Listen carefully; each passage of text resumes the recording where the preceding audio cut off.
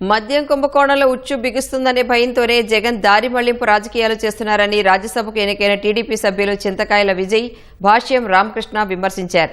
రాజ్యసభకు ఏకగ్రీవంగా ఎన్నికయ్యాక ఎన్నికల అధికారి నుంచి ధృవీకరణ పత్రం తీసుకున్నాక మీడియాతో వారు మాట్లాడారు. డీఎస్సీపై దుష్ప్రచారం, జంజీ, కాక్రోచ్ పార్టీ అంటూ జగన్ చేస్తున్న వ్యాఖ్యలన్నీ దారి మళ్లింపు రాజకీయాలేనని వారు దుయ్యబట్టారు. ఓ ఫ్యాక్షనిస్ట్ తనకు అన్యాయం జరిగిందని వాపోతున్నట్లు జగన్ వ్యాఖ్యలు ఉన్నాయని ఎద్దేవా చేశారు.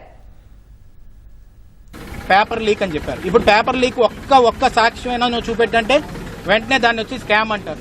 ఈరోజు దగా అంటున్నారు, మోసం అంటున్నారు, వెన్నుపోటు అంటున్నారు. ఈ పదాలన్నిటికీ కూడా నువ్వు అడ్రస్. కోడి కత్తికి కానీ, గులకరాయికి కానీ, బాబాయ్ గొడ్లకు కానీ ఏదైనా కూడా ప్యాంటు షర్ట్ వేస్తే అది జగన్మోహన్ రెడ్డి గారని ఈరోజు కింద స్థాయి వరకు ప్రతి ఒక్కరికి తెలుసు. దాన్ని మళ్ళీ కప్పు పెట్టుకోవడానికి ఈరోజు మళ్ళీ కాక్రోచ్, జంజీ, జన్నాల్ఫా కొత్త వర్డ్స్ అని వాడుతున్నారు. మొన్న ఎలక్షన్స్ అదే జంజీ, అదే జన్నాల్ఫా ఎవరైతే ఓటు హక్కు వచ్చిందో వాళ్ళందరినీ కూడా తుడిచిపెట్టేశారు. మిమ్మల్ని 11కి తీసుకొచ్చారు 151 నుంచి.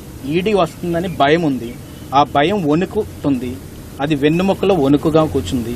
అందుకు కూర్చొని డైవర్సిఫై చేయాలంటే ఏం చేయాలి ఇప్పుడు కూర్చొని? అందుకు ఒక నెరేటివ్ ఇచ్చారు, ఫేక్ నెరేటివ్ లో మళ్ళీ కీవర్డ్స్ దగా, మోసం ఇవన్నీ ఆయన మాట్లాడుతుంటే చాలా నవ్వులాటగా ఉంది. 5 సంవత్సరాల్లో ఒక ఉద్యోగం కూడా ఇవ్వని వ్యక్తి 16,000 ఉద్యోగాలు ప్రకటించి మెగా డిఎస్సీ ప్రకటించి విజయవంతంగా చేశాం. అది కూడా ఎలా? వాళ్ళు 240 కేసులు వేశారు దాని మీద.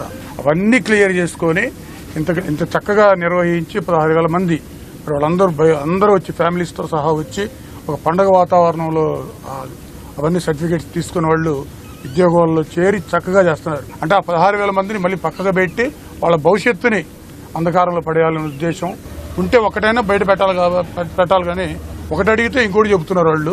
ఇవంతా డైవర్ట్ చేయడానికి తప్పితే ఇంక వేరే మార్గం కాదు.